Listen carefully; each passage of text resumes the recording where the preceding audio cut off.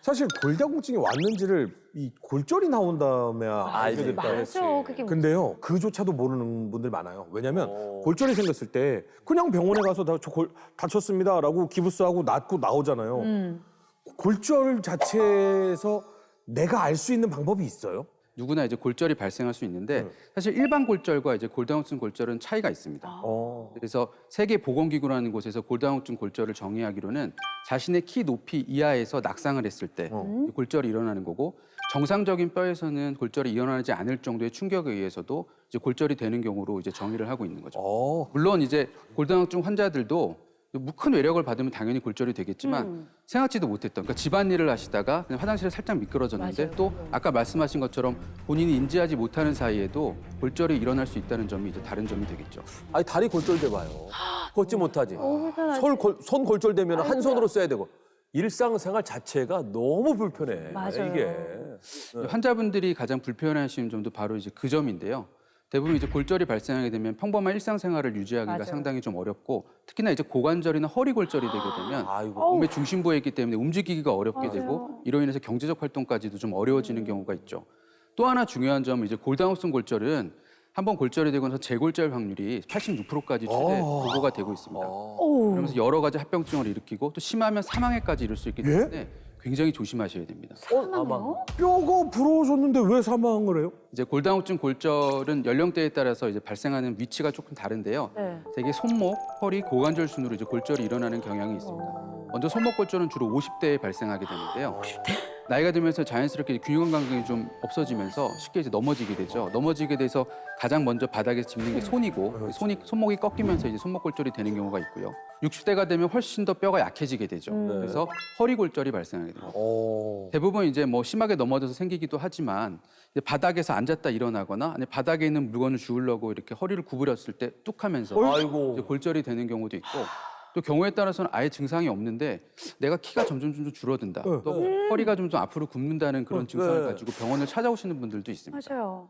그렇지만 무엇보다도 이제 주의 깊게 보셔야 되는 건 70대에 발생하는 이제 고관절 골절인데요. 네. 사망률이 가장 높은 부위입니다. 이제 고관절이라고 하는 거는 이제 상체와 하체를 연결하는 부위가 되겠죠. 그래서 이 부위가 골절이 되게 되면 사실 걷는 것뿐만이 아니라 서 있는 것조차 어렵게 되는 경우들이 많습니다. 맞아요. 이렇게 되면 이제 거동이 제한되면서 자연스럽게 식사량이 줄고, 그러면 당연히 영양분 공급이 좀 덜 되면서 면역력이 떨어지게 되고 감염에 굉장히 취약한 상태가 되는 거죠. 악순환이구나. 그리고 오래 누워 있다 보면은 욕창 같은 것도 생기게 되죠. 맞아요.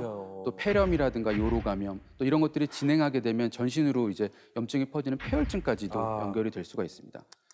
또 대부분 고관절 골절은 수술을 해야 되는데, 수술을 하고 나서 이제 걷는 연습을 시작하더라도 그 기간 동안에 이제 근육량이 많이 빠져 있기 때문에 보행이 원활치 않은 경우가 상당히 많고요.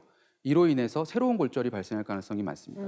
그래서 국제 골다공증 재단에 따르면은 고관절 골절이 됐었을 때 1년 내 사망률이 약 20%까지 지금 보고가 돼서, 사실 암들도 1년 사망률 20% 되는 암이 거의 없거든요. 그래서 골다공증을 그래서 침묵의 살인자라고 부르기도 합니다.